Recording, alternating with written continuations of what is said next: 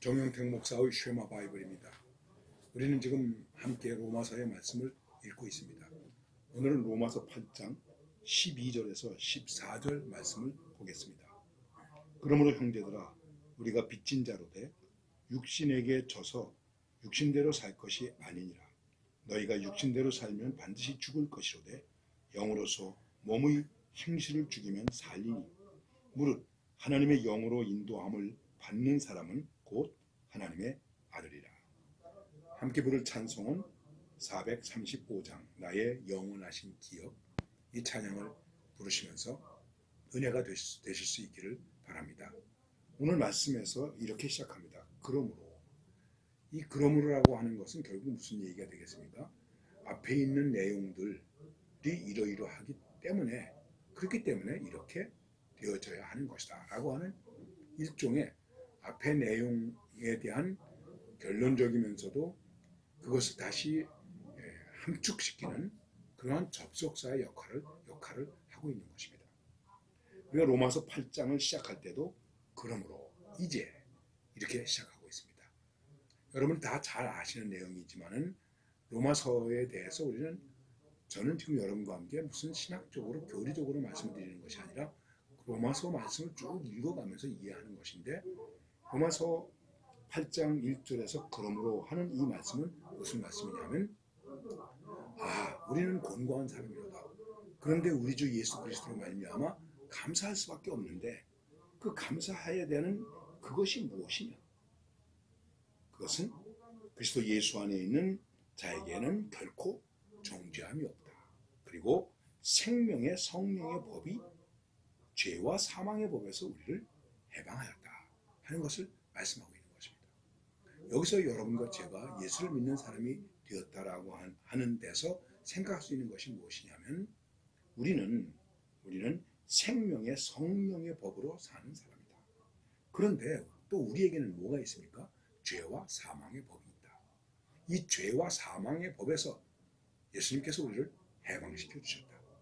그런데 지금 사는 나의 실존의 모습이 과연 생명의 성령의 법을 따라서 사는가, 아니면 죄와 사망의 법을 따라서 사는가, 이 문제가 우리 앞에 있는 것입니다. 그래서 이 문제에 대해서 말하기를, 육신으로 말미암아 사는 것은 바로 죄와 사망의 법에서 사는 것이다.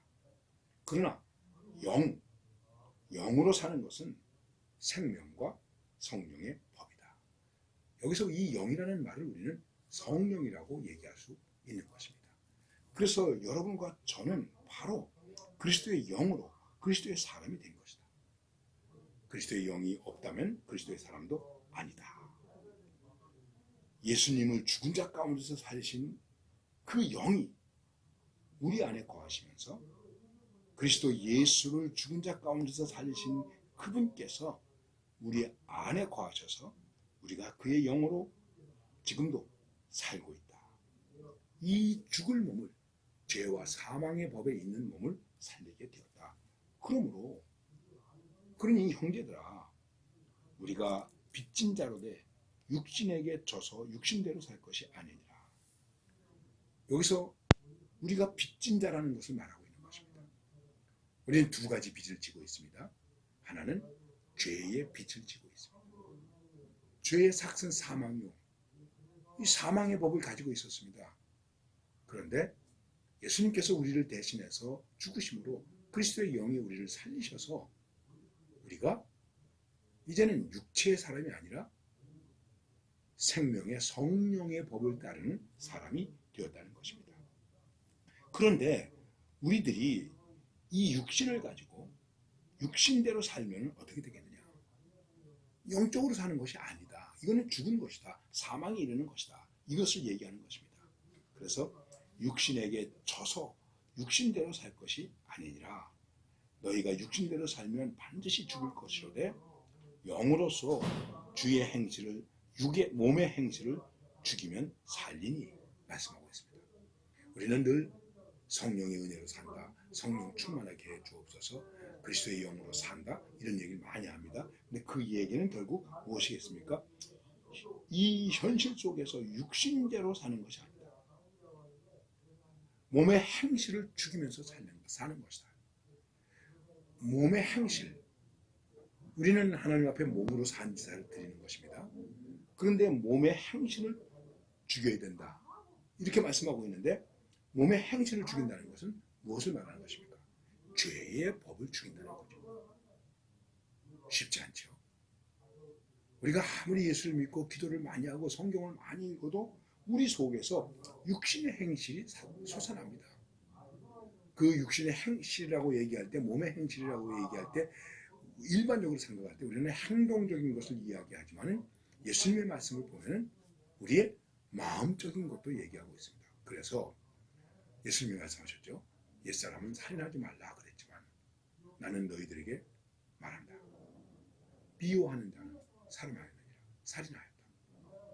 간음은 지나가는 여인을 보고 음욕을 품은 자마다 이미 마음에 간음하였느니라.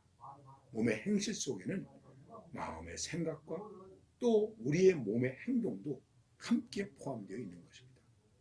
이렇게 우리는 전체적으로 생각을 해야 되는 것입니다.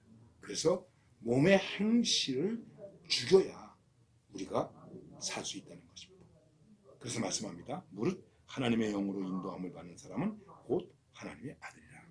그리스도의 영이 없으면 그리스도인이 아니라고 말씀하신 것처럼 우리는 이제 하나님의 영, 생명의 성령의 법으로 인도함을 받는 사람이라는 것입니다.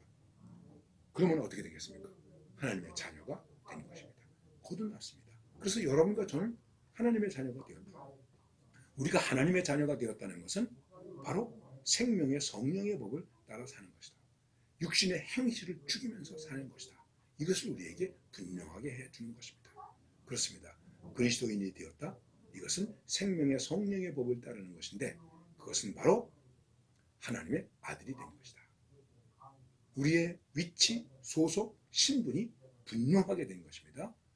우리가 예수를 믿는다는 것은 우리는 하나님의 아들이 되었다. 그래서 우리 안에는 그리스도의 영이 계시다.